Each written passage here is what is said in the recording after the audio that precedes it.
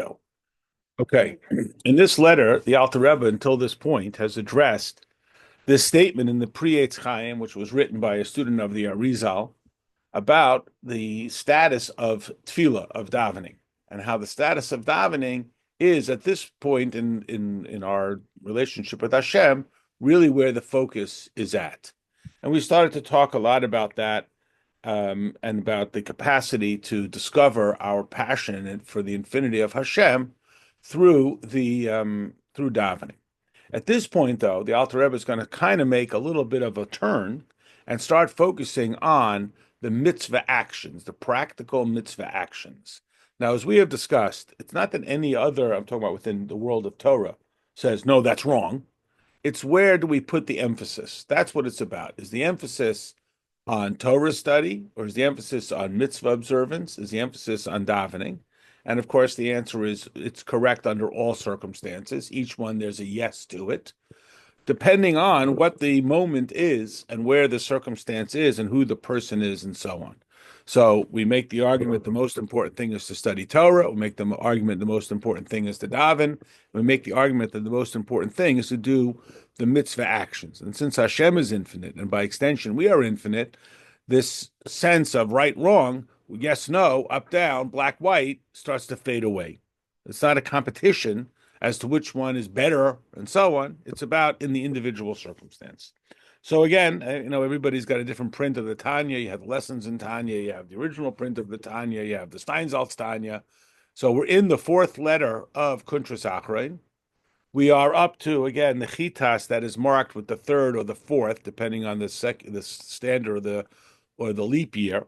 And the Hebrew word reads vihine, or behold, lakia mitzvah, to fulfill mitzvahs which cannot be fulfilled by others. That's basically the best English translation I can give you. Hopefully everybody can find the spot that we're up to. So again, in these letters, there's a lot of jargon, a lot of lingo, and I know it can sometimes be intimidating. So what we often do is we'll read through a lot of lingo. It just sounds like words, but then we'll back up and we'll go through each of the phrases. Many of them we're more familiar with than we remember, so we don't have to be so scared off by them. We'll go through them and we'll understand them, and we'll break it down. So don't get lost in the weeds and say, "Well, what is that? What is that?" We'll just do a chunk of the terms, and then we'll come back. Okay, Mihine. L'kiyum mitzvah she'efshel asas aidei achedim evaten talmud Torah. We have a rule of thumb that if there is a mitzvah opportunity, rescue somebody or something else, and you are the only person who is able to do it, either because it's your personal obligation, so no one can shake the lulav for you, no one can eat matzah for you, or whatever it may be. So we would interrupt Torah study to execute that mitzvah. So we stop studying Torah. Okay, this is a mitzvah only for men, to recite the Shema. The Shema has to be recited by a certain time. So we tell the person you have to stop studying Torah. Even if, as it says here, even if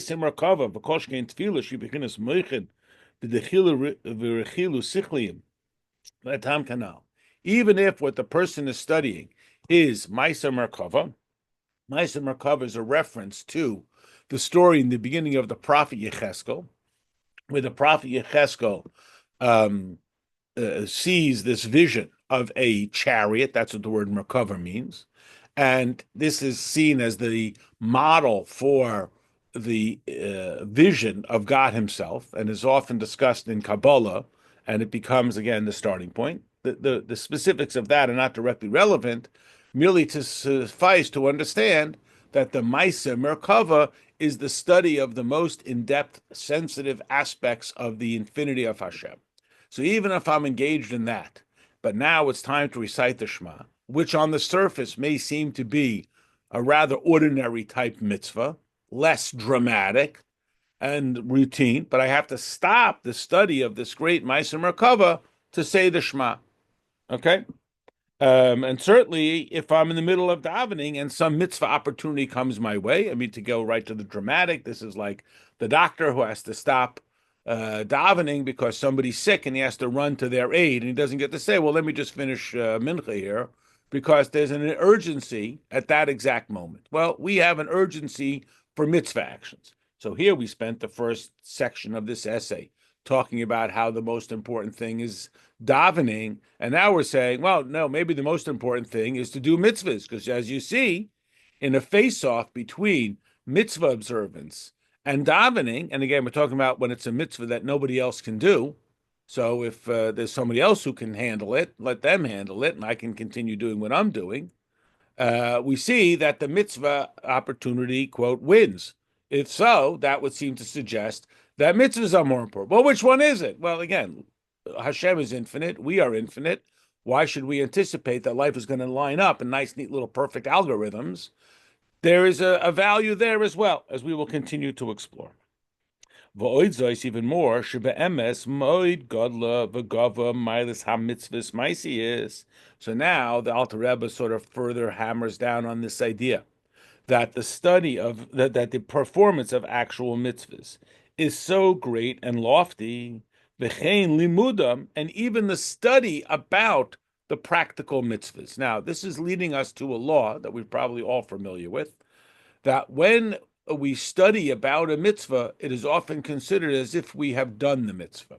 And we incorporated this in our daily practice because in the morning davening, when we read, and for mincha also, what we call the karbanos, the description of the sacrificial procedures, we essentially argue, v'neshalim parim sifasenu, may our lips, that is the enunciation and study of these laws, be the equivalent of the actual sacrifices being brought. We are not in a halachic circumstance that permits us to bring the sacrifices. So what do? We study about the sacrifices, and that's considered appropriate or the equivalent, etc. So we're sort of heading down towards that. Now, another idea that's coming, just to sort of get it in your field of vision, is a rule. We just had it in the parsha. Yaakov says to Esav, "Im lavan garti, Taryag mitzvah shamarti." Translation: I dwelt with Lavan, and this little bit of an odd phrase translated as dwelt in Hebrew, garti,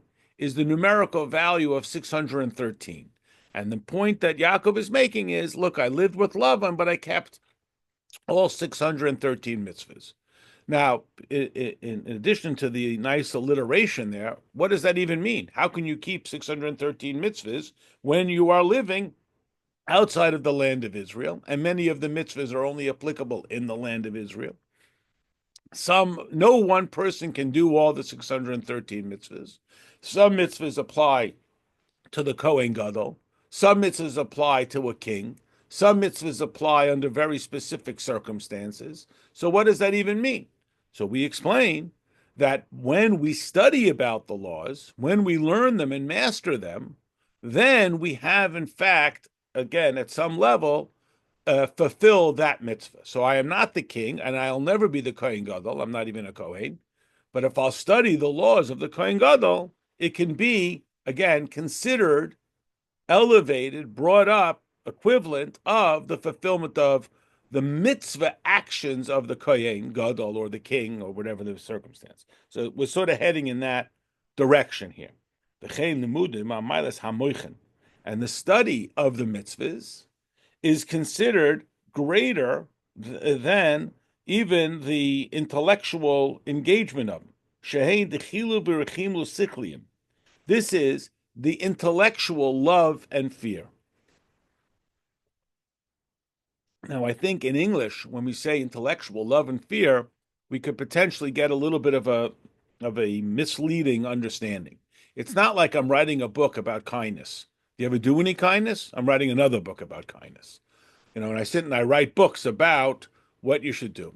What we mean is that the person develops a genuine love and reverence for Hashem that is intellectually sustained, meaning a child intuitively loves their parent, that is, they long to be with them, and they revere their parent, not afraid of being yelled at, but they say, well, my father said it must be true. They have an innate sense that their teacher told them. A friend of mine who is, in fact, a school teacher said when he goes to these training, they say you don't have to win the respect of the students. You have the respect of the students. You're the teacher. You can lose the respect of the students, but you don't have to earn it. Just the mere situation that you are the teacher and they are the student means that you have the respect of the students. So when we talk about an intellectual love and fear, we don't just mean some sort of detached scientific sense of analyzing the biochemistry of what love and fear means. We mean that it is sustained by an understanding of why I should long to be aligned with the infinity of Hashem. That's what love is. And I should be reverent and in awe of the infinity of Hashem. And that's what, again, we translate as fear. I know that English word fear, it sounds like I'm afraid of being yelled at. It doesn't have that connotation here.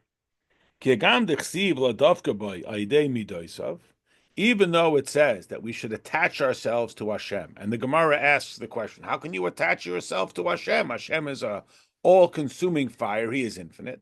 And the Gemara answers, emulate Hashem. Hashem visits the sick in the story with Abraham, we should visit the sick. Hashem buries the dead with Moshe Rabbeinu, we should bury the dead. So that would seem to suggest that we can align ourselves, we can bond ourselves with Hashem through emulating godly character traits and behaviors. But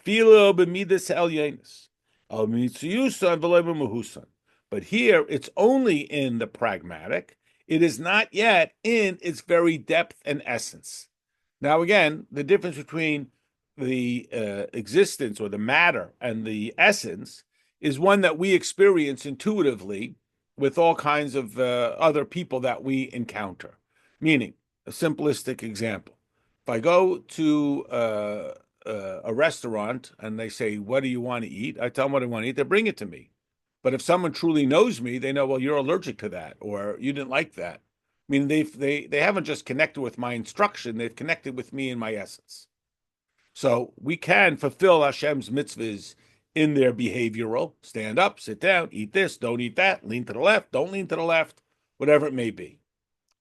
Or what we hope for, what we are in pursuit of, to have such an alignment with the infinity of Hashem that we're not just going through these sort of dance steps, we are rather being in deep oneness with the infinity of Hashem. Like Avram Avinu said, remember when Avram is negotiating with Hashem to try and save the people of Sodom, Avram says, I am but dust and ash. And as the Alter Rebbe explained in an earlier letter, what he means is even the levels of Avram's emulation of Hashem, Avram is the ultimate man of kindness, but his kindness is as comparable to the kindness of Hashem as ash is to the original block of wood. So even when we do kindness, how are we attached to Hashem? So what's going to attach us to Hashem? We talked about davening. We talked about the study. And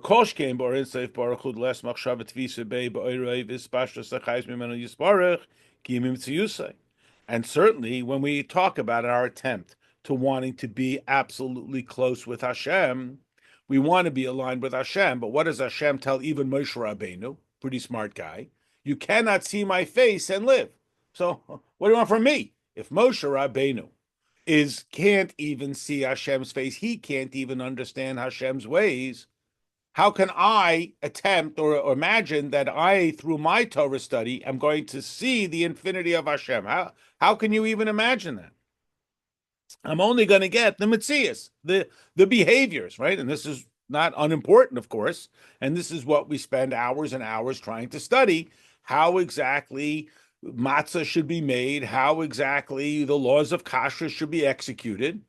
And we're always remembering, and sometimes this becomes a bit of a frustration. And as I hopefully say every time, this is the whole purpose of why the Alter Rebbe wrote Tanya, is because we were so engaged in the do's and don'ts and in the insert widget A into section B, and what exactly constitutes a kosher lulav and esrog and how straight it has to be, and so on, that we said, well, what about the warmth and closeness and the union and meaning with Hashem?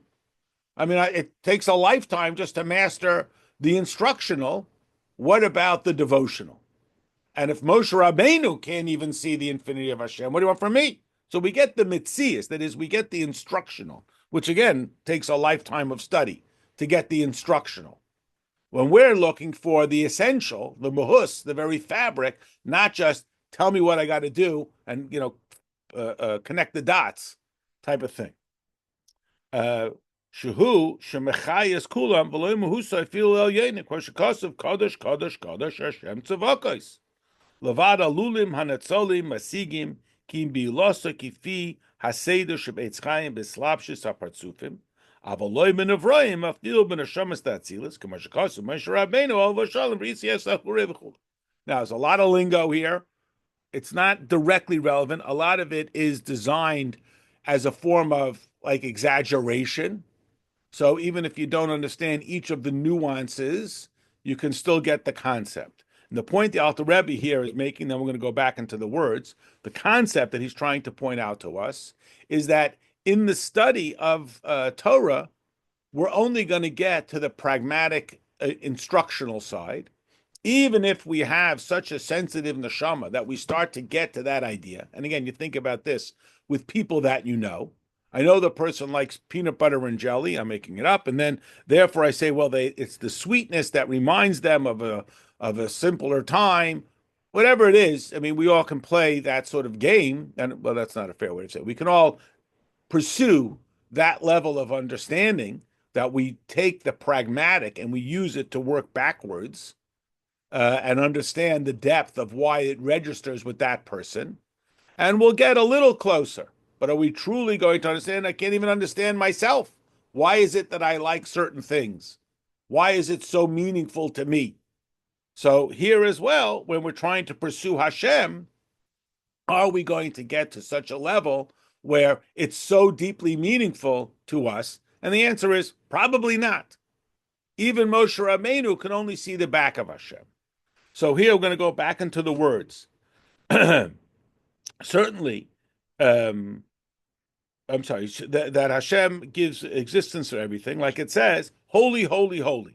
Remember, the angels only say Hashem is holy. Holy means distant.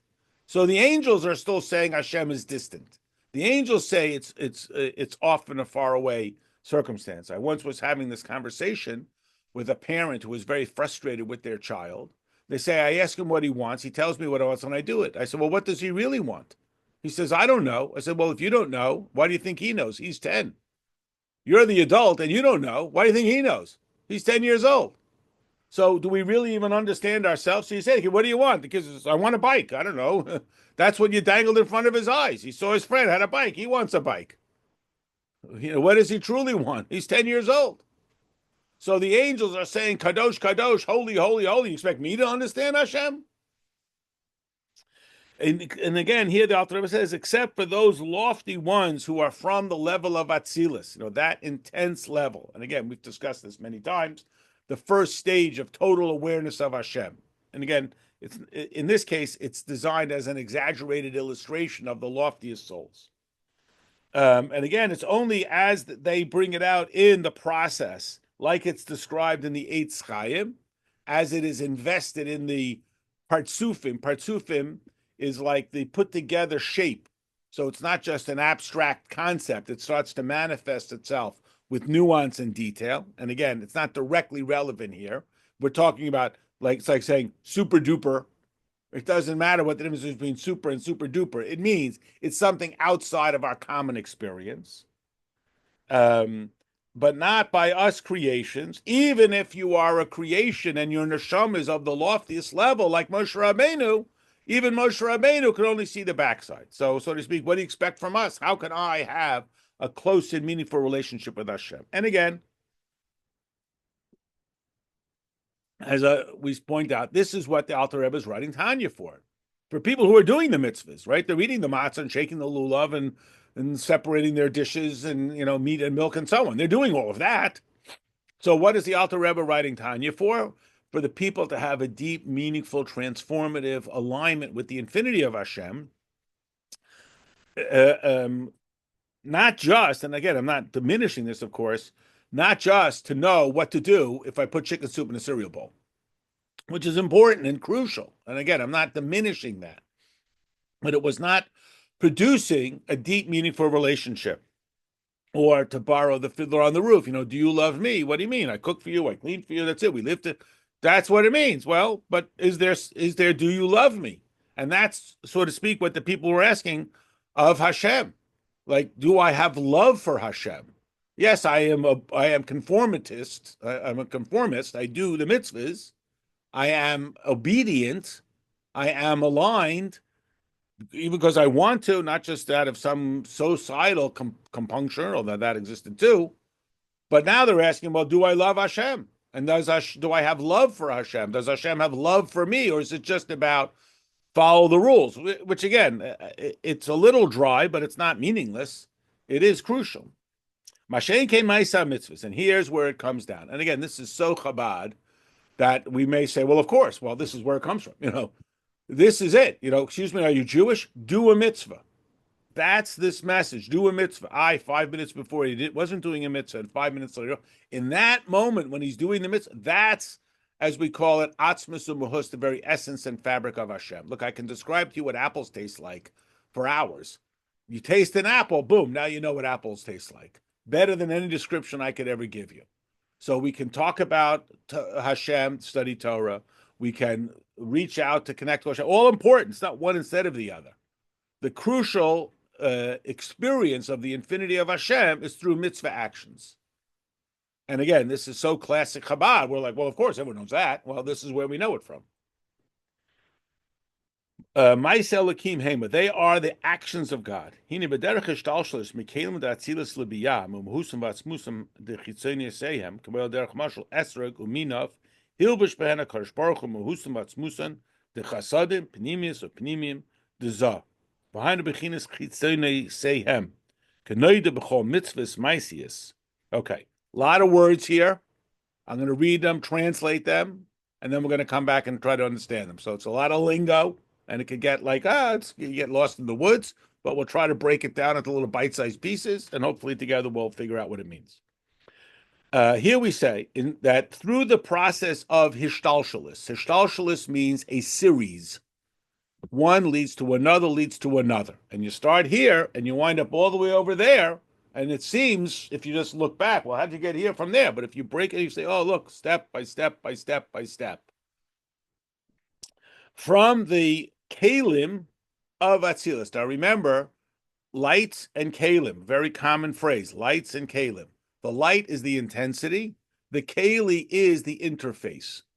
Again, my simple example, which we are all familiar with, which is the computer. I don't know how computers work. I just know how to work them. I don't know why if I click on this, I get this. I don't know. So I only know about the Kali. I don't understand the muhus of it. I just know how to operate it. Now, that's fine for operating the computer. It sure makes me feel better if the pilot says, I don't know how this thing works. I just know that you push the buttons and it works. I mean, he's probably right. And it probably doesn't matter. But it makes me feel a whole lot better if he really understands engineering. Even though most of the time, you just push a couple of buttons and pull the lever and it works. Look, I drive. Do I understand how the internal combustion engine works? I don't. I just drive. I know how to operate the vehicle. That's the Kali, and the what's the word I'm looking for?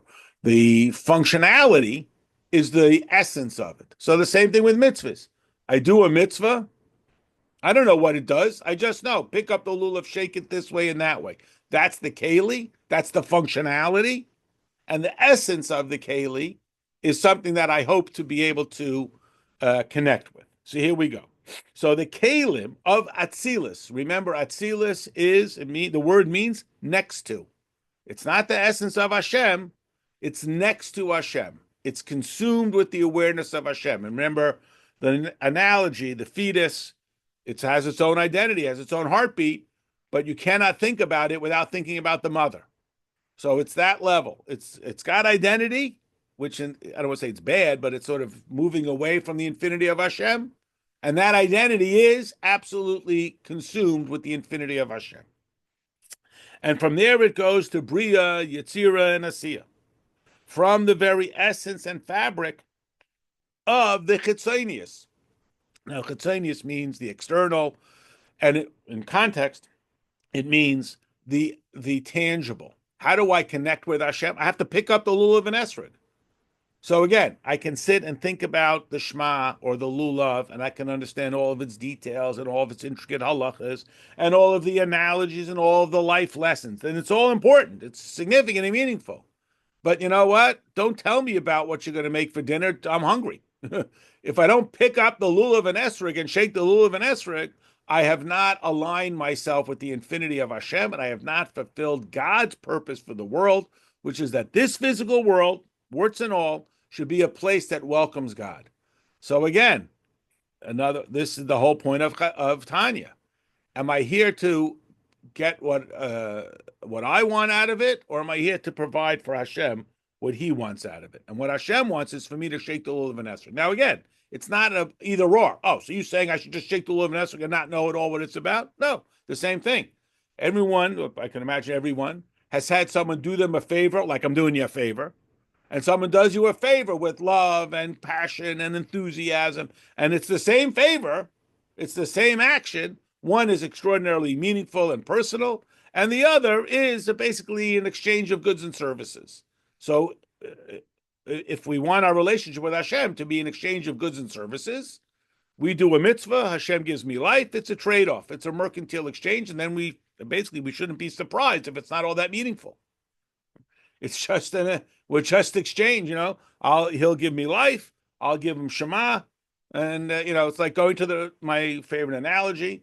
I go to the restaurant, I order up dinner, I pay them, thank you very much, it's very cordial. It's an exchange of goods and services. I make dinner for my family, now it's become a whole spiritual, it's the same spaghetti, what's the difference? One is driven by a momentary interaction, and the other is driven by nurturing and care and love. So here the Alter Rebbe says that it goes from the Atzilus all the way down to the Bria, Yitzir, and Asiya. We live in the world of Asiya. And then in my analogy with the child and the mother, you pick a number, 40 years old, you have your own life and so on. You're not compelled to go to your mother to make you peanut butter and jelly.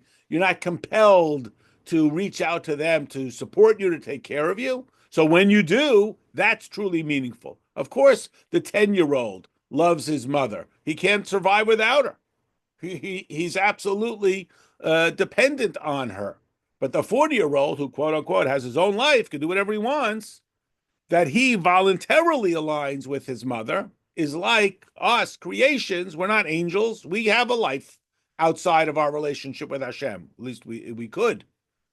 And therefore, when we make the voluntary choice, that choice thing, which is the really hard part, because when I have a choice, I can make bad choices. We have truly done something meaningful and aligned ourselves with the infinity of Hashem as close as the fetus is with its mother. And here the Alter Rebbe uses an example. Like an esrog uminav. Now, again, I don't know why the Alter Rebbe chose esrog specifically, but I'll say this is my own speculation. I understand that people use esrogim for other things, but in my life, I would never even know that there was such a thing called an esrog except for the mitzvah. I mean, I know that there is wheat and flour and water independent of matzah. But I never heard of this esrog. I'm sure there's all kinds of fruits that grow in other continents that I never heard of. There's all kinds of fish that grow in other places that I never heard of. And so again, yes, I understand that an esrog exists independently of the mitzvah of esrog. But as far as my concern is, the only reason for that product in nature is so that we can do a mitzvah with it. So maybe that's why the Alter Rebbe, that's totally my own speculation.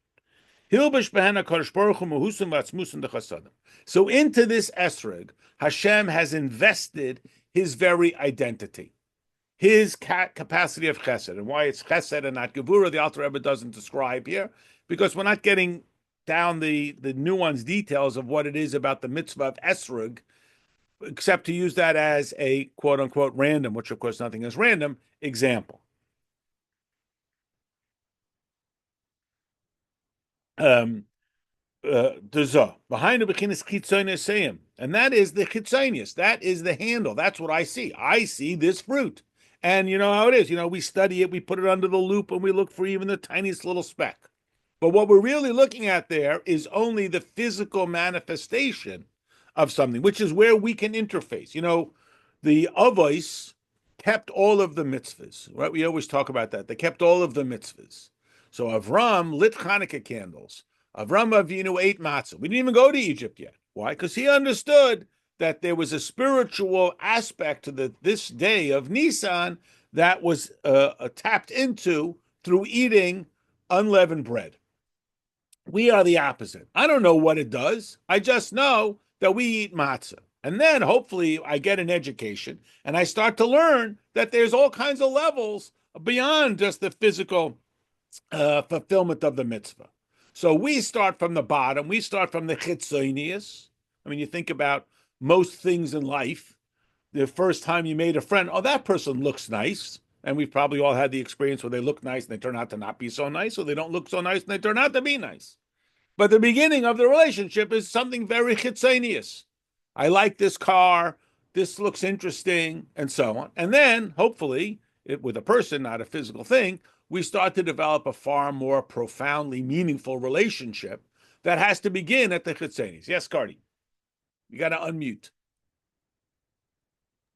I just have a quick question because I'm not real clear on something, and maybe everyone else is, but like with the esrog, everyone else is absolutely clear on it. You're the only person in the history of society who did not have that. But we will indulge you. Yes. Just thank you. How does the kalim fit in that? I'm not sure what the kalim actually is. Okay, so the kalim is the mechanism for expression of the essence. So I've told you this joke, it's a true story 50 times, don't love me so much, just pick me up on Wednesday. I love you, but I don't love me, so just do it. Just do what I asked you. So the keli is the mechanism. God, of course, it sounds like this is a contradiction in terms. The basic definition of God is non-definable, he's infinite. And the basic definition of us is that we are finite. So Hashem invests himself in finite things. Keep Shabbos, eat matzah, shake the lulav. These are Hashem squeezing himself into kalim, accessible points for us. Because infinite is very exciting, but I don't know what that is. Say again? Okay, got it. Thank you. Yeah. Okay. All right, just mute. If you want to unmute, though, because I keep everybody on mute so we don't get the background noise. Okay. Sorry. Okay. However, a person, even if he has the loftiest neshama, his neshama came directly from Atzilus. He is intuitively aware of Hashem, like the fetus is intuitively aware of his mother. But now, you know what? He's in a body, and that in and of itself creates a distraction. That's why we have to remind ourselves every morning that the neshama that you placed within me is tahor, because my humanity wants things like eating and sleeping and drinking and so on. And the neshama is tahor, but it's been encased in the body. It has no access point to the true infinity of the essence of Hashem. Sometimes they would have to remind these great Hasidim that, Abraham was a person and he was married to a woman named Sarah because they were so down the depths of the concepts of Abraham and Sarah that they forgot that they were human beings named Abraham and Sarah. So we don't want to be so surface, so chitzonius, that we only think that they're people once upon a time. And yet we don't want to ever detach them from their literal story. That's the rule of thumb, that every pasuk in Torah must conform to its narrative. Rashi is the classic one that keeps us on task. Everything must conform to the basic narrative. You cannot escape the basic narrative. And the basic narrative is, again, what we're calling here a form of the chitzonius of the kalim.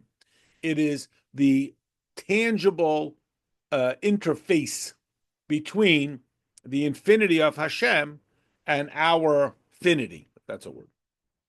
Ki hatzilis hi bebechines chaya bechlolus oilemis atzilis bria yitzira asiya she bechines makif mamaylev in a meslev beshes bekli klal.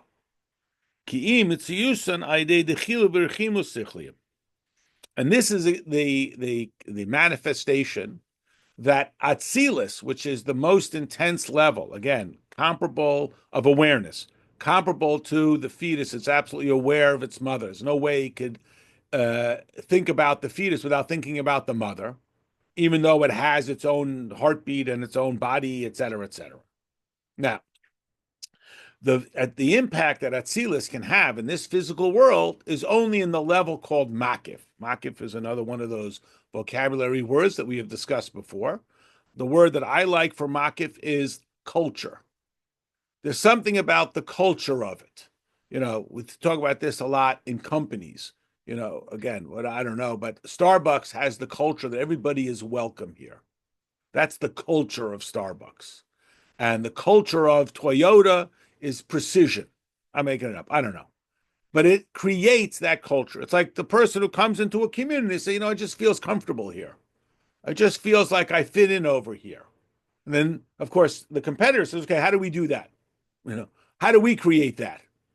And as they say in the world of business, culture eats strategy for breakfast. The culture is really what changes the company. People work in a company, obviously they want to get paid, but at a certain point, it's about the culture that they enjoy working there. They feel value, whatever it is. So Atzilus creates at best the culture. We can't put our finger on Atzilus, but it creates that culture. Families have it, communities have it, individual relationships have. Again, the word makif, it's all encompassing, yet it's intangible. You can't identify it. You can't say it's that. And yet it impacts everything. That's sort of the message. I, Moshe Rabbeinu, saw Hashem's back. So why can't I? Again, that's a prophecy.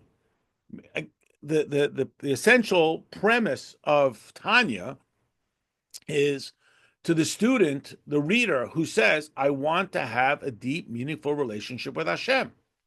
Now, when the Baal Shem Tov said that even the simplest person can serve Hashem, so there were some scholarly who didn't like that because it felt like they were diminishing them. But you know who else didn't like it? Some of the simple people. Because you didn't expect me to do this, right? This is for holy people. Just tell me what to do and I won't get yelled at. And then again, some people are perfectly content to live their lives at, what do I got to do? And I won't get yelled at.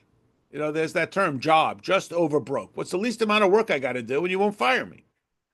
But the Alter Rebbe is presuming, and maybe he's even inspiring, that that's not what you want. You want to have a deep, passionate, alignment, meaningful relationship with Hashem. And again, as we all know, just from our own life experience, some people are like, no, I don't. But we're arguing that, yes, you do. Your neshama does. Your neshama is crying out for this relationship, just like, everybody wants to have a relationship with their parents. Even if, God forbid, they had a bad experience, they may not want a relationship with their parent, but they want that concept of that relationship. It's like life. Nobody hates life. They may hate their life, but if they would have health and friends and money, they would like it. They're not against the concept of it. And this is what the Alter Rebbe, it's like, it's so assumed that it almost evokes it from within you. It doesn't even have to ask you. It's like, again, we have this concept in Torah, and I think we still have it in the secular world, that everybody wants to be alive, that is innately a blessing to be alive. Unfortunately, we live in a world where people say, well, maybe not. So this is what the Alter Rebbe is saying, that we are longing for it, and then we're saying, hey, wait, how come Moshe Rabbeinu had it and I didn't? He saw the back of God. I want to see the back of God. He says, well, that's only through prophecy. So what is the entry path to seeing Hashem? Mitzvah actions. But it doesn't always feel that way. Because, again, I'm just connecting at a very pragmatic level. Like, I don't know how the computer works. I know how to work it. But if that becomes the entry point to where I can have a deep understanding of it. But I got to start there. I don't get to start. I mean, if I want to say, how do I work the computer? We don't open up the back of it, start speaking about circuit boards and we start say, click this button here, and you'll get what you're looking for. What does it mean that Moshe Rabbeinu saw the back of God? That he stripped down the entire materialistic aspect of it. He just saw it in its very essence. So again, whereas our common, at least first interaction is very chitzonius, that person looks like a nice person. What we truly get down to is a level that is beyond anything physical or descriptive. It's like, why does a parent love their child? There's not an explanation. My favorite example, if I say, well, I love my children, they're so cute. Well, what if I get you cuter kids? Will you give away your kids for those kids? I mean, why not? You're saying, right, because it's not about something. It's not about because I've identified that my child is the smartest. I got a smarter kid. Now, don't I also want to appreciate their wisdom and kindness? Yes. Okay. Behind what time the fishiyef shel nibel hasi klumum husalakus shua bayir v'kli asaga in zu habash v'tvis of dekas amitius. A person, the Alter Rebbe says here, a creation cannot grasp anything about the essential fabric of God, the Creator, and they cannot have any genuine alignment with the infinity of Hashem. Meaning, there's an innate disconnect. God is infinite. We are finite. Why do we think that we can have any connection with Hashem? And the solution to that is the Tzimtzum process that Hashem invests himself in tangible touch points so that we can be in a union with Hashem. Hashem, quote unquote, goes through all of this work to squeeze himself into finite little tangible touch points so that we can be unified and aligned with his infinity. Now, we on this side of it might think like a child says, "Oh, my first grade teacher only knows the Aleph Beis." No, they don't only know the Aleph Beis, but they expressed it to you in that sense because that's how they experienced it and that necessity. So we cannot just be connected with the infinity of Hashem. Infinity is so awesome as to be meaningless. Like the Rabbi Paltiel says, they made God so big, they made him irrelevant. Well, what are they supposed to do about it? It's like galaxies. I have no way of comprehending it, so I just give up. So what did Hasidus do? It made Hashem like part of the community. Now, people were critical of that too. You're making Hashem too accessible. They were afraid you're going to be too casual with Hashem. He was too immediate. But without that, it becomes, like I said, like irrelevance, like God is infinite. Okay, I believe you. There's nothing I can do about it. It's like my first piano lesson. Here's Beethoven. Just do that. I mean, it's so incomparable as to be irrelevant. The nukva, the zod, that silas, shehi b'chinas holocaust. But the esrog, which is something I know exactly what an esrog is, and I understand how it grows, and I can hold it in my hand, and I can shake it in all the directions, and I can perform all of those mitzvahs. I can do the whole process. That I know what that is. And that is, in fact, the infinity of Hashem. It doesn't always seem that way. It just feels like an action. It feels almost underwhelming, but that is my access point to the infinity of Hashem. All fruits are in the level of Atzilus. Kilamet came to Atzilus yordul biyah. Then yud my morish behen nivra oila my day hislapshus benukven dasiya. Muhus b'muhus. Came to Atzilus nasu neshama basiya. She bechinis alakus mamish. Vishabatzilus irvigemu chad hamatziv hanetzel. By day hislapshus muhus haneshama muhus hakelim the nukva dasiya nesava esrig. Nimsik shekatoifis esrig menaneo kilchosei, or is a toifis mamish chayusai hemalubush by minukva datzilis amichedis borin saif hamatzil baruch. Okay, the bottom line. Then we'll go back here. When I take that esrig and lulav, I take that and I do that mitzvah, even though in the moment it may just feel like some routine thing, like clicking on the right icons on the computer. What am I doing? I'm just doing a very shallow action. And yet I am setting off this chain of activities that is indescribable, that goes way beyond anything we could ever discuss or even get our arms around.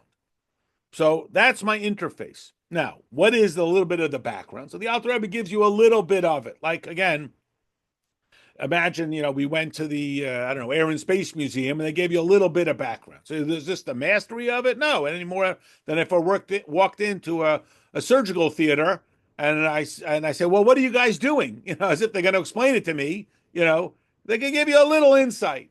You get a little bit of a touch of it. And the Alter Rebbe is saying in this context, it's not so much to understand, it's not so crucial to understand every nuance, only to recognize that when you interface with the infinity of Hashem by holding that esrog in your hand, even though it just feels mechanical, you should be aware and hopefully even appreciate it at some level that you are in fact aligned with the infinity of Hashem. It's hard to do, but it's at least that kind of awareness. So he gives us a little bit of the detail. So we talk about 30 kalim. Now, again, the numbers jump around and we say, well, this just seems rather random. But let's try to bring it into at least something that we're familiar with. We are familiar way back, like in chapter 3 of the Sefer Shel Beinanim. We talk about the 10 spheres, 3 of the intellect, which produce 7 of the character. Chabad, Chachma, Bina, Das, and then the 7 of the character. That is 7 measurables of our character. Generosity, restraint, harmony, all of these different things that we're familiar with. We say it in the davening. Hopefully these terms are familiar to us. But let's just go with the base 10. How does 10 become 30? So we talk about, because within the 10 identifiables, there is the very physical, tangible identifiable. Kindness. I give food to a hungry person. That's a very identifiable action. But all it is a sandwich. It's chitzonius. It's the tangible. It's the interaction. I'll use this word, maybe it's not fair. It's the shallow. But then there is the intent. And just to use that example one step further, the Rambam tells us that when a person gives tzedakah, if they do it with a grumpy face, they forfeit the mitzvah. So we say, why do you forfeit the mitzvah? Meaning, it's true, every mitzvah should be done with joy and enthusiasm. Because the goal of this tzedakah is not only that the guy should have a sandwich, but that he should feel that he has been reinstated into the league of people, that he should be accepted within the league of humanity. And so, if I forfeit that, that's the panemius. That it's not just about the action. And again, if you've ever have someone do you a favor, like they're doing you a favor, it's not as pleasant if they do you a favor with passion and intensity and concern, and they look you in the eye and so on. The intangibles. I mean, you ask people, oh, I love my mechanic, accountant, dentist. What do you love about him? Oh, he takes time with me. Is he a good accountant? I don't know. It's fine. They're all the same. Is he a good dentist? That is fine. They're all the same. On the flip side, who gets sued? Nasty people get sued, not incompetent people. People sue because they get angry at the guy. You come up with some kooky scenario. But people who are kind and pleasant, that's the panemius. And then there is the ultimate depth. What is absolutely driving the driving force? So that's where we get the number 30. It's not 30 separate characteristics. It's 3 sides of each characteristic. The interface, the objective, and the connection, and then that which absolutely drives it, which we may not even be aware of. Like my story with the parent. What does the kid want? I don't know. I'm a kid. Well, I don't know. The parent doesn't know. I think the kid knows. He's 10 years old. So these are the 30 characteristics. And this starts to make its way down. Remember, this is a two-handed thing. I have to put down the time. So we have infinite Hashem. We got finite people. And Hashem's greatest desire is that the two should come together. That there should be no separation between the infinite and the finite, right? The story with the Rebbe's concern with the New York City public schools. We're like, well, what do you care? Your Hasidim don't go. Because what do you mean? God has got to be everywhere. God is not only in shul. God has got to be in the New York City public schools, which is a pretty, dir b'tachtonim kind of place. So how does Hashem get the infinite all the way down to the finite without losing the infinite? So the simplest thing is, like I'm trying to explain a complicated thing to somebody, I don't really explain the complicated thing. I say, you know what? It doesn't matter. Just do this. Just click around over here. But if the person is genuinely desirous, they want to be connected. They don't just want the functionality.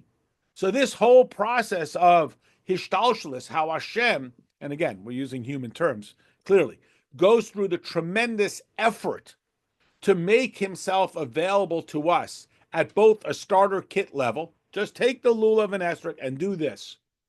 And then say, well, when you do this, you are really tapping into something that is higher, that is more subtle, more infinite than just this physical thing, which comes all the way back to the very essence of its identity. Can you go all the way back to the very essence of its very existence and have that absolute alignment where there is no barrier between one and the other, where the finite and the infinite are absolutely one? Can you reach all the way back to that intense level? That is achieved only through doing the physical mitzvah. Because otherwise, I'm essentially saying that the physical world is detached from God. That if I sort of say, okay, look, I've outgrown this, I don't have to shake the lulav and esrog. I already understand all the depth of it. Then I'm saying that the physical lulav and esrog is really not aligned with the infinity of Hashem. And that, led to this idea. What do I got to do mitzvahs for? It's just the understanding. This is what the Alter Rebbe addresses here. When a person understands, he understands every nuance detail of it. But if he doesn't do it, I mean, I literally knew a guy, and whatever, he had his issues, and he talked about the 12 steps. And he said, I know those 12 steps better than you know the davening. I said, it's not about knowing them. It's about doing them. It's about executing. That's the hard thing. Everybody knows buy low, sell high. But what do people do? They panic and they buy at the high and they sell at the low. It's not about knowing it. It's not about a concept. It's about that engagement. Again, even though I just know its fabric and not its essence. So when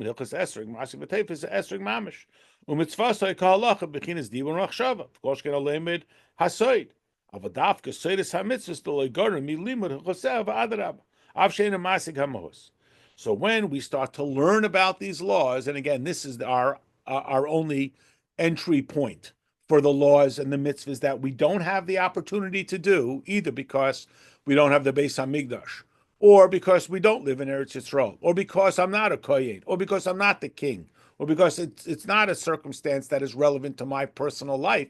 So I can't, meaning if I didn't find any lost objects, I can't do the mitzvah of returning lost objects. If I didn't steal anything, I can't do the mitzvah of returning stolen goods. What can I do? I can dig deep into understanding it. So again, imagine sometimes a parent-child is a good example, or a friend.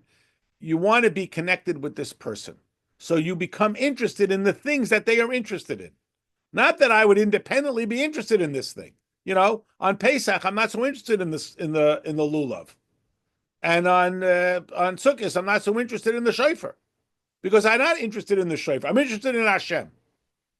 And my interest in Hashem expresses itself, is embodied in my interest in the things that Hashem is interested in. And on Sukkot, he's not so interested in matzah.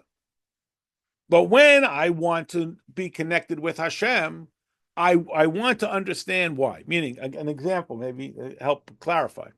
We're familiar with the story that when Hashem came to the Bnei Yisrael, before he gave us the Torah, he said, will you accept the Torah? And unlike all the other nations that said, what's in the Torah? And Hashem said the thing that he knew they wouldn't want. So we asked, what kind of game is that? They don't want that. Give them 600 things they do want, and then maybe they'll get to the thing. Okay, wow, I see all these 600 great things. Okay, the thing that I thought, why? Because what they're saying is, it's got to live up to my standard. If it doesn't live up to my standard, I'm not interested. So again, Hashem not playing games.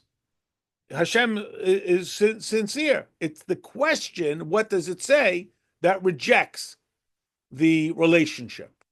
Hashem comes to us, and we said, we'll do it, and then we'll understand. Okay, we're familiar with the story. So Chassidus doubles down and says, why do you have to have even we will understand? Just say, we'll do it.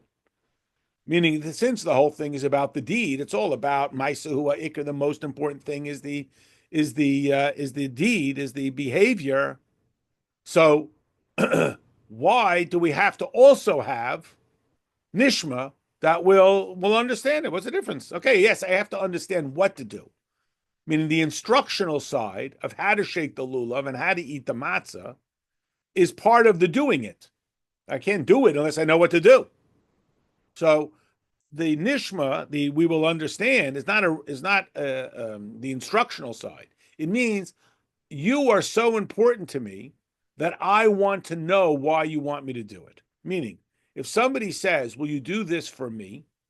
If someone says, "Will you do me a favor?" and the person says, "Well, what is it?" They're basically saying is, "No, I won't do you a favor. If the favor is something, I'll do it. I'll do it for you." Total surrender of self. Which you got to be careful about. It's a very manipulative thing. If the person's not a good person and they say, "Would you do me a favor?" and then all of a sudden you're doing something that's not appropriate. So that's a cautionary. But when the requester is Hashem, you say, "Whatever you want, I'll do it." And then they tell you what to do and say, help me understand why this is important, not because that's going to determine whether or not I'm going to do it, because then I can do it better. Then I become bonded and aligned with you when I understand why this is meaningful to you. Then I understand you. Then I am aligned with you. That's what I want. Like the Alter Rebbe is quoted as saying at the end of his life, I don't want your Olam Haba. I just want you. What does the child want? He doesn't want a bike. He wants you. He wants your absolute alignment and attention and so on. Well, I'll just give you a bike. I'll give you two bikes. It's like Hashem told the snake, here's dust. Don't bother me. Go away. But you have infinite food. You got dust. You'll never go hungry. I know, but don't bother me. So when we study Torah, we're not trying to figure out if this is a good idea. I like it. I don't like it. We're not doing the analysis. This is my closest friend. It's important to him. It's important to me. Now I'm trying to understand, why is it important? When I understand why it's important, I understand my friend. Not that now I critique and I decided that I agree that it's a good idea. When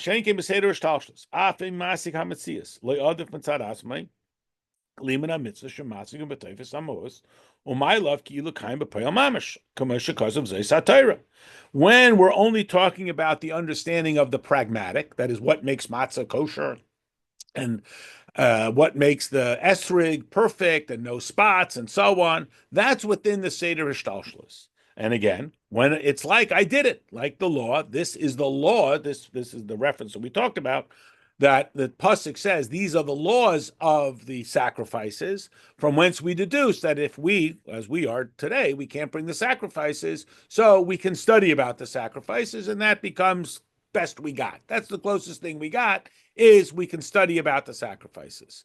But then we're only executing it on again, it's unfair to say shallow, but that's the word that comes to mind, on a pragmatic, practical, instructional level. And we want to have a deeper, more meaningful relationship with Hashem than just, what do I do if I put chicken soup in the cereal bowl? We want to have this more transformative stature and level. That's what we want. Al Shidis Hamatzis Mishtalshlis who Gam came mitzvah rabba. Vanasa. Vadra Boil Kulana, Kamashkos Vedat Hayim, Das Kalevicha, Mevil Lev Shalom, Shua Iker Vasagas Hamatzis, Ula Havshim Megashmis. So again, the Alter Rebbe is like sort of back. Don't think that this is unimportant. Hashem gave us the mitzvahs, and don't talk to me about how much you love me. Just know how to do the mitzvahs. Again, we're not going to sit down on Sukkot and only learn about the sukkah. We're going to sit in the sukkah. We're going to shake the lulav and esrog. We're going to eat the matzah. Again, we sort of we go a little bit back and forth. Like, don't undervalue the intensity and the significance of knowing what to do and when to stand up and when to sit down and when to lean to the left and when not to lean to the left. And that will impact, like we say, you should know God. It will shape your heart. We say it, you recognize it, it's in the Aleinu. It's a pasuk in Chumash. Know this day, take it unto heart, shape your heart, and so on. I mean, you got to strip it down from its physical, etc. Rakshazu hi mitzvah achas mitayag. V'adam tzarach l'kaim t'kol tayag. Pishen ishtal shus the Chetzenis, the Kelim, the Atzilas, Lekach Tzorach Laharbis, Belima, Kol, Tayag, Vikiyim, Payam Mamish, Machshav Dibur Maisa, Shein Bria, Yitzira, Asiya, Levar Berur Nasher Sham. This is one mitzvah to know God. We have to do all the mitzvahs. We have to engage with all of the mitzvahs. And how do we do that? Through studying the mitzvahs. Because again, there are many, many mitzvahs. In fact, unfortunately, without the Beis Hamikdash, without living in Eretz Yisrael, the bulk of the mitzvahs cannot be done today. Not only that they're not opportunities that come my way. Like I said, if I didn't find any lost objects, I can't fulfill the mitzvah of returning lost objects. But there's so many other mitzvahs. Of the 248 obligatory commandments, there's like 84 that I even could do today. Now, that's enough to keep you busy. Don't misunderstand. But there's a whole bunch of mitzvahs, or mainly the mitzvahs associated with the Beis Hamikdash and the mitzvahs associated with living in Eretz Yisrael that are just not available to us. So what do? We learn about them. Because when we're learning about them, we are becoming aligned, just like when I learn about the purpose of matzah and esrog, not just the practical instructional side of matzah and esrog. I become aligned with the infinity of Hashem. I become in union with God because this becomes crucial and significant to me. Similarly, when I learn the laws of the Kohen Gadol or of Shemitah or the Karbanos, I'm not just, yes, I mean, at one level, and not to undervalue it, I am doing what I can do. I am fulfilling it at the best level that I possibly can. Here, the Alter Rebbe is saying, I am aligning myself with the infinity of Hashem because I am getting beyond just the tangible, and I am getting to that level where I am in union with Hashem. And again, back to what we talked about in the beginning, when Yaakov says, I fulfilled all 613 mitzvahs, it's like imagining that there's 613 touch points.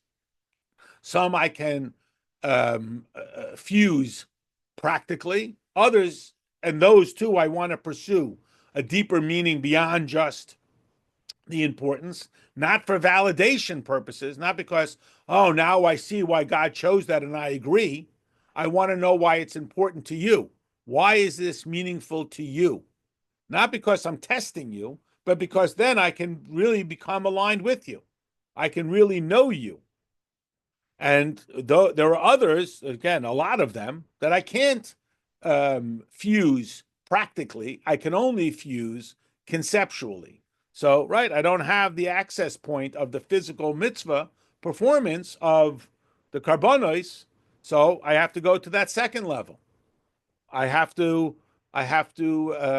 access through that deeper meaning. And this is the advocacy for the study of Chassidus. I mean, this is ultimately the point that the Alter Rebbe is saying, not just that it'll make your life more interesting, which we would argue it does, and it'll give you a more meaningful relationship with Hashem. But then again, it's like Hashem wants to be known. You should know God this day. We want to be known.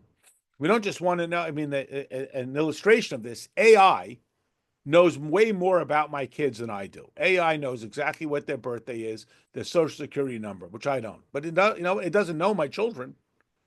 It knows about them, but it doesn't know them. And in an increasingly impersonalized world, we consider again, what does it mean to know? I mean, nobody knows what Google knows. Remember the dinner party expert, 1974, there were 16 inches of snow. I Google it in a second. Nobody knows that. But what they don't have is they don't know my children. They don't know Hashem. So we're not just looking to know what to do, although that's crucial. And again, not to undervalue it. The study, and again, really ultimately, it's the study of Panemius HaTorah, Chassidus, or Kabbalah that gives us access to knowing Hashem. And that's the value of studying the conceptual ideas beyond just the pragmatic ideas.